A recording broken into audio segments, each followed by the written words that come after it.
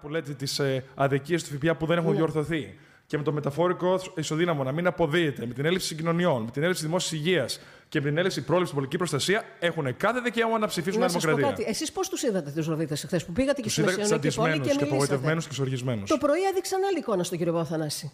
Ωραία. Λοιπόν, εύχομαι κάθε καλό στον κύριο Παπαθανάση. Και να σας πω και κάτι άλλο, επειδή πραγματικά δεν καταλαβαίνω. Εύχομαι κάθε καλό στον κύριο Παπαθανάση. Προσπαθώ να κάνω μια συζήτηση. Είστε πάρα πολύ επιθετικός απέναντί μου. Δεν ξέρω. Λοιπόν, τώρα μην πουλάτε δημοσιογράφοι επιθετικός. Εσείς δεν μπορείτε να πείτε ποια είναι η κυβέρνηση τα τελευταία 5 χρόνια.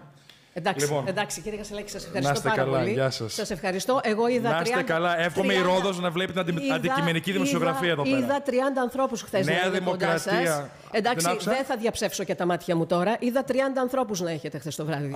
Ωραία. Ξέρετε κάτι. Επειδή είδατε 30 ανθρώπους να έχω, ελάτε όπου θέλετε μαζί μου. Ελάτε όπου θέλετε. Ελάτε και στο γήπεδο του Ολυμπιακού που κόλωσε να πάει πρωθυπουργός.